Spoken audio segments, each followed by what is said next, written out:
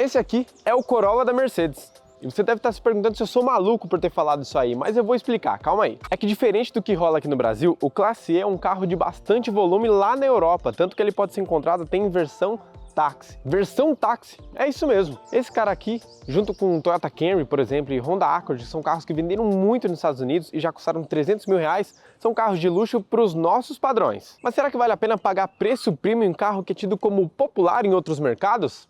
É isso que a gente vai contar no vídeo de hoje. Eu sou o Renan Bandeira e você está no canal da Carve.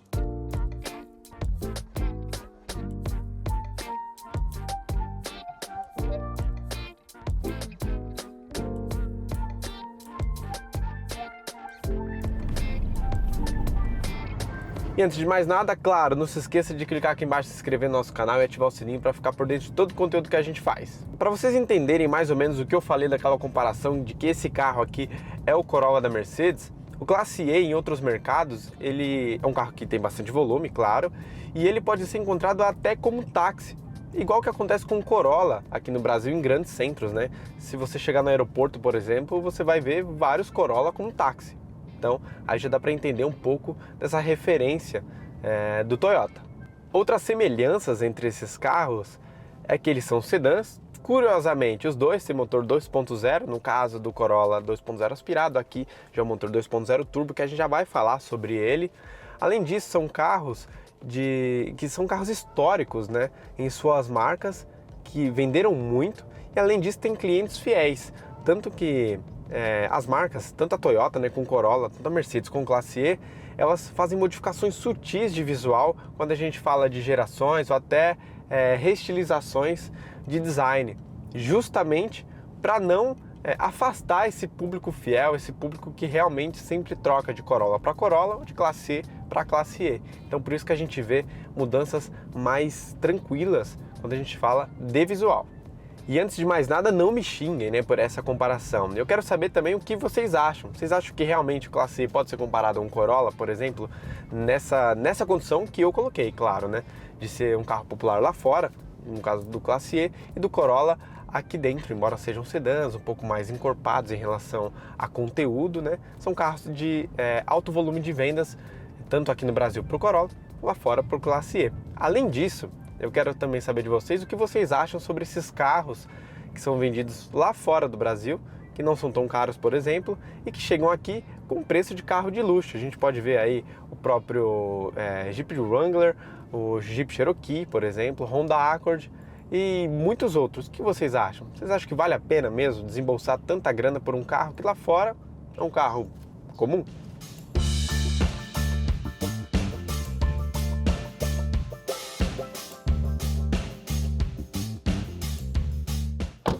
Falar que o Classe E é o Mercedes mais Mercedes entre todos os Mercedes vendidos no Brasil não é muito, afinal ele é um dos poucos, na verdade o único que segue com esse visual um pouco mais retrô, diferente de outros carros da marca que já adotaram uma postura mais jovial, menos executiva e mais robusta.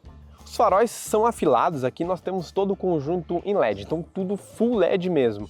E o DRL se transforma em seta, ou seja, quando você dá a seta para um lado ou para o outro, ele começa a piscar laranja. A grade é o que dá o charme executivo para o carro, por isso nós temos essas linhas horizontais cromadas. E aqui na frente, nesse retângulo preto, é que está o radar dos sistemas semi-autônomos dele. E esse carinha aqui é o charme, né? O emblema para cima do capô é bem bonito e lembra bastante aquelas Mercedes mais antigas. Então tem um visual retrô e deixa esse carro bem elegante. A lateral mostra bem a silhueta de um sedã, né? Além disso, nós temos rodas de 19 polegadas nesse carro e curioso é que os pneus são diferentes. Aqui na frente 245/40 e lá atrás 275/35. E um ponto bem positivo é que esse carro tem quase 5 metros de comprimento, é muita coisa e isso é muito bom lá dentro da cabine por conta do espaço interno. A traseira do Classe E é um pouco mais sóbria, né? Não traz tantos vincos e tudo mais, por isso nós temos essas lanternas aqui que chamam menos atenção do que de outros modelos vendidos pela própria marca. Mas uma característica interessante está aqui embaixo, nas saídas de escapamento. Nós temos duas. E fica aqui a homenagem ao nosso querido Carlos Cerejo, que levantou a campanha aí sobre escapamento, saídas de escapamento falsa. Nós continuamos a nossa campanha contra o escapamento falso e os carros da Mercedes estão exagerando. Bom, nesse Mercedes aqui nós temos duas que funcionam de verdade. Já seu porta-malas, a gente está falando de 540 litros de capacidade. Nós temos aqui redinhas, tudo mais, para ajudar bastante na fixação de coisas e ajudar você a carregar tudo que você precisar. Além disso, nós temos soluções bem interessantes. Como aqui os pneus são run flat, nós não temos step, mas nós temos aqui uma caixinha. Só vamos ver se eu vou conseguir abri-la aqui, para você conseguir carregar qualquer coisa que você precisar. Além disso, nós temos aqui uma espécie de cabide para você levar sacola e tudo mais que você conseguir.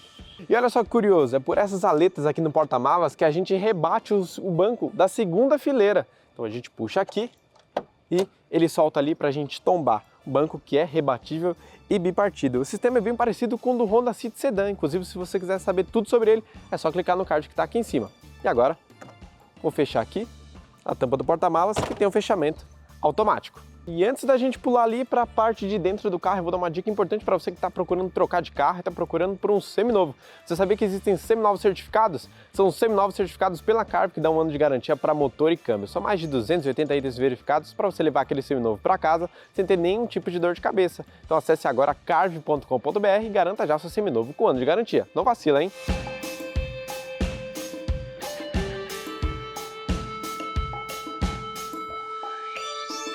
E dentro do carro, obviamente, a gente vai falar do acabamento interno. Nós temos todas as superfícies aqui macias ao toque, nada de plástico. A única parte que não é macia é essa daqui, que imita uma madeira. Ou seja, é um acabamento bem superior ao que a gente vê nos carros populares daqui, por isso que ele não é um popular aqui, e sim um carro de luxo. Esses bancos aqui, além de serem bem bonitos, eles apoiam bem as pernas, bem as costas, deixa a gente até abraçado aqui, e também a cabeça. Todos os seus ajustes são elétricos e não adianta vir aqui embaixo do banco porque você não vai achar nada, afinal todos eles estão nas portas. Além disso, ele deixa o visual bem mais sofisticado aqui dentro e até retrô, que combina com todo o exterior do carro também. O volante é uma das coisas que eu mais gosto aqui no interior do carro, tem essa parte aqui bem cavada e o acabamento é sempre em black piano. Desse lado esquerdo nós temos as funções do painel de instrumentos e também dos sistemas semi-autônomos. E desse lado direito, nós temos as configurações da central multimídia. Aqui atrás nós temos as aletas para trocas de marcha e aqui o ajuste do volante é todo eletrônico. Eu me sinto cada vez mais pobre dentro desse carro. Curioso é que todos esses acionamentos são touchscreen. E aí, o que você acha? Você acha que é melhor assim? Ou você acha que deveria ser por botão aqui? Deixa nos comentários. A gente nem precisou ligar o carro para mostrar essa bela tela do painel de instrumentos. E ele é multifuncional. Por aqui, ó, no lado esquerdo do volante, a gente consegue fazer os comandos, né? Na verdade, alterar. Mexendo aqui na assistência dele, no telefone, na navegação e até mesmo ver os dados da viagem. Está relacionado aí ao consumo do carro, por exemplo, quantos quilômetros a gente já rodou. Mas não só ele, a gente tem uma outra tela integrada que é a da central multimídia, a gente vai falar agora. Aqui nós temos uma tela bem grande também, como vocês podem ver aí na tela, bem rápida. O único ponto negativo é que sua conexão para celulares, tanto Android ou Apple CarPlay, é via cabo. E esse carro é muito caro para ter esse tipo de configuração. A gente podia sim ter uma tecnologia sem fio. Além disso, ficou faltando um carregador por indução, mas a gente já fala disso. Bom, aqui a gente consegue alterar diversas coisas, como as definições do rádio, do telefone, as mídias, isso no caso se o celular estiver integrado, claro, sistema dos bancos aqui, informações de desempenho e até as definições do carro quando a gente fala de assistências de condução e no geral do veículo, que é uma coisa muito interessante. Além disso, nós temos assistência da própria central multimídia, que é a MB UX, e a gente vai falar com ela agora. Olá, Mercedes! Como posso ajudá-lo? Ligue o ar-condicionado para mim, por favor. Ligue a ignição para controlar a função. Então vamos ligar a ignição. Olá, Mercedes! Pois não. Ligue o ar-condicionado para mim, por favor. Ativei a ventilação na frente. Como vocês podem ver, ela realmente funciona. Quem acompanha os vídeos da Carve sabe que eu falo bastante de ergonomia. E olha só, esses carros aqui acabam sendo referência. Nós temos um bom apoio aqui para os braços e o apoia-braço, que é integrado ao console central, ele é bem emborrachado e também é uma superfície suficiente para as duas pessoas aqui da frente ter o braço apoiado. Agora a gente fala do carregador por indução, né, que não tem nesse carro e ele poderia estar aqui, inclusive. Nessa parte aqui é onde a gente faz a conexão dos celulares. E ele poderia ter tomado esse espaço justamente para a gente ter essa solução de carregamento sem fio. Além disso, para aproveitar melhor o console central, a gente poderia abdicar desse touchpad. É muito funcional para uns e não tão funcional para outros, mas o que vocês acham? Acho que no lugar desse touch a gente poderia ter outras funcionalidades? Deixa aqui nos comentários. Esse banco aqui da frente já está ajustado para uma pessoa da minha altura, que é 1,87. E olha só, sobra mais de um palmo fechado para os joelhos e a gente ainda tem um bom apoio aqui, um bom espaço, na verdade, para a cabeça. Uma outra coisa bem interessante, tem esse acabamento aqui em couro marrom, não só das portas aqui, mas também dos bancos, e esse outro aqui amadeirado nas portas. Vou mostrar algumas coisas curiosas que você pode encontrar no Mercedes 600 mil reais. Vamos lá. Primeiro, esse aqui é o apoia-braços e ele tem 2 porta-copos. Não só isso, ele ainda abre aqui e a gente tem um porta-objetos aqui dentro. Outra coisa curiosa, nós temos saídas de ar-condicionado aqui e a gente pode comandar aqui mesmo da segunda fileira de bancos. Outro ponto curioso, nós vemos aqui para a lateral e olha só, persianas. E aqui atrás nós ainda temos uma que sobe eletronicamente. E por fim, nós ainda temos 2 saídas USB do tipo C para carga lenta e uma tomada 12 volts para quem vai aqui atrás.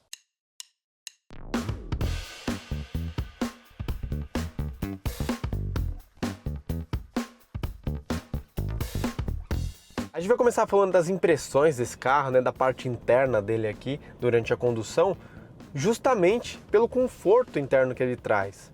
Bom, os bancos já são bem confortáveis, né, para o uso diário, deixa a gente bem abraçado e bem confortável para realmente dirigir durante o dia. Além disso, o volante tem uma boa pegada, então não escapa da mão e também não fica machucando aqui esse ossinho da mão, né, que tem muito carro que é mais duro aqui, o aro, então acaba machucando, então é um carro bem confortável para usar no dia a dia.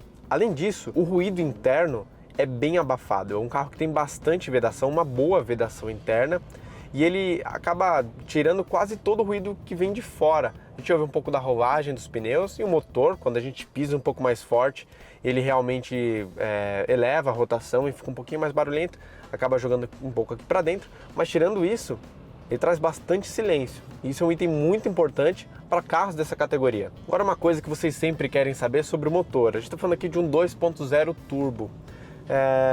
Para um carro desse nível, eu acredito que ele poderia receber uma coisa um pouquinho melhor, um motor um pouco maior, um pouco mais intimidador, com mais potência, mais torque.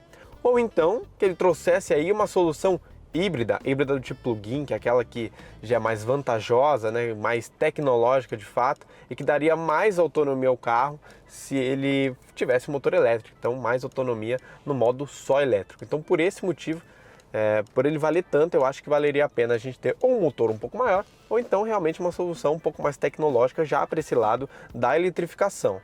Agora falando de consumo, né, já tem uma palhinha ali, a gente está falando aí de quase 9 km por litro com gasolina na cidade, também com gasolina, né, sempre gasolina, nós fazemos 12 na estrada. É uma média até ok para um carro desse porte, com motor só a gasolina, um 2.0 turbo, que é bem exigido. Mas um ponto bem positivo é que ele tem um tanque bem grande, né? São mais de 70 litros e por isso a gente consegue fazer viagens bem longas, afinal ele tem bastante autonomia. Falar de suspensões, né? Esse carro aqui tem uma suspensão muito confortável, ajuda ali o banco e tudo mais para trazer realmente uma boa condução, de condução para o motorista que está aqui dentro. Além disso, ele tem tudo, essa dinâmica de condução aprimorada por ele ser realmente um sedã, um carro que tem um vão livre do solo menor, então ele tem mais estabilidade e ele ajuda você no dia a dia, principalmente entrar em uma curva um pouco mais rápida, ele vai conseguir fazer numa boa, justamente por conta da carroceria que ajuda nesse sentido. Mas de qualquer forma a suspensão também ajuda bastante, trabalha bem, consegue amortecer bem os impactos do dia a dia aí nessas imperfeições das vias, então é um item muito importante para o uso diário, afinal é ele que vai deixar você mais confortável aqui dentro e menos de saco cheio com aqueles chacoalhões o dia inteiro. Falei do motor, falei de suspensão, falei do conforto aqui dentro, não falei do câmbio. O câmbio é automático de 9 marchas e ele pode ter aí trocas mecânicas, né, manuais, aqui atrás do volante, pelas aletas que trocam as marchas. E se você quiser um tipo de condução ainda mais esportivo, nós temos aqui no console central o seletor dos modos de condução. Então nós temos o Eco, que é o que a gente estávamos tirando as médias de consumo, como já citamos, o Comfort, mais voltado ao conforto, Sport e Sport+, que é o verdadeiro tudo que dá do carro. Então tudo que ele tem de melhor ele entrega aqui e ele fica realmente mais leve para o uso diário, então você já percebe que o carro fica mais arisco. Esse carro aqui, já falei de tecnologia, lá na frente eu mostrei o radar dos sistemas semi-autônomos e agora vai dar para a gente mostrar para vocês como funciona. Eu vou aqui no touchpad, critiquei o touchpad, estou usando ele, olha só. Bom, vamos lá, as definições do carro, e aqui a gente tem na aba assistências, claro, os assistentes de condução do carro. Para o dia a dia, nós temos aí o sensor de estacionamento, traseiro, frontal e também a câmera de ré, que é muito boa. Eu vou aproveitar que o farol, inclusive, está aqui fechado para eu selecionar ela aqui. E ela tem guias auxiliares e tem uma boa resolução que ajuda bastante no dia a dia para você fazer uma manobra, por exemplo. Então esse é um item muito importante.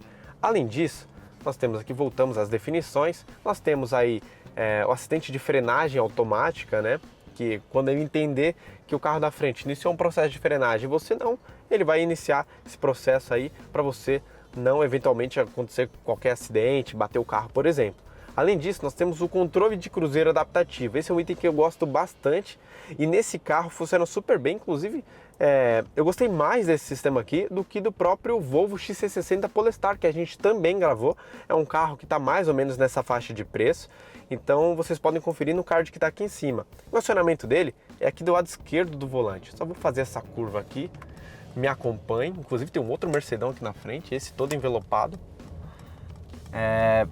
Bom, a gente seleciona aqui, vai no Select, 7 mais, a gente seleciona a velocidade, e aqui já começou a acelerar, mas o farol está vermelho, para não tomar nenhuma multa, freiei, e aí ele para de funcionar. Acionei o pé do freio, ele já entendeu que eu estou no comando e não funciona mais. Agora o farol abriu, eu selecionei aqui 30 km, 40 km por hora, e ele começa a acelerar sozinho. O trânsito está um pouco amarrado aqui na frente. E ele começa a entender isso e fazer essa leitura, tanto que ele já diminuiu a velocidade. Ou seja, ele faz todo o processo de condução durante um congestionamento para você, por exemplo, ou então, quando você estiver na estrada, ele mantém aquela velocidade constante para você aí dar uma relaxada enquanto viaja. Mas não só isso, além desses itens, né, que esse aqui é o que eu mais gosto, por isso mostrei para vocês, ele tem outros que compõem esse kit de assistência de condução, como por exemplo, o sistema de alerta de ponto cego, por exemplo, e o de tráfego cruzado traseiro com frenagem, ou seja, está dando aquela ré, viu que o carro, na verdade o carro sentiu que o motorista não está vendo as pessoas que estão passando atrás, ele vai brecar sozinho. E todos esses itens de série aí ajudam a justificar, junto, claro, do interior, do que a gente já viu do exterior do carro também, a pedida de R$600 mil. Na verdade, o pacote, dependendo do pacote que você pede desse carro, o preço varia entre 570 mil até 600 mil, que no caso é o mais completo. De qualquer forma, a gente tem um preço aí que equivale a 3 Corolla da versão mais cara, né? A versão de topo mais completa, que já tem até o sistema híbrido, ou seja, é um carro até caro. Mas e aí, vocês acham que esse carro aqui vale os R$600 mil que pede? Bom, a gente pode entender um pouco mais do seu valor considerando que ele é um carro importado, então são várias taxas de importação para ele chegar no Brasil e isso tudo deixa realmente a pedida um pouco mais elevada. Mas além disso, nós temos uma oferta aqui, tanto de acabamento interno, de tecnologia, tanto dentro e fora do carro, que é superior ao que a gente vê dos carros populares. Então, por isso, realmente aqui para os nossos padrões, esse carro é um carro de luxo, diferente do que a gente vê em outros mercados. Por isso que ele justamente é mais caro do que todos os outros carros aí que a gente citou, por exemplo, o Toyota Corolla, entendeu? Uma coisa que me incomodou um pouco nesse carro é que ele tem um motor 2.0 turbo, né? Um motor que não é tão forte assim. Então a gente poderia ter realmente um conjunto motriz um pouco mais robusto, né? Um motor um pouco mais potente, por exemplo, para realmente justificar e casar nessa faixa de preço que ele atua. Ou então até uma solução híbrida, um pouco mais tecnológico para essa faixa de preço, também faz bastante sentido. O que já é melhor do que esse 2.0 do que ele traz. Eu já falei aqui que eu acho que realmente esse carro justifica um pouco dos 600 mil reais. Mas e vocês? Acham que ele justifica? Deixe aqui nos comentários que eu quero saber a opinião de vocês. E não se esqueça de se inscrever aqui no canal e ativar o sininho para ficar por dentro de todo o conteúdo que a gente faz. Além disso, deixe seu like aí para motivar a gente a fazer muitos e muitos mais vídeos como esse. Eu deixei as nossas redes sociais aqui para vocês nos acompanharem e, claro, mais 2 vídeos bem legais para vocês assistirem.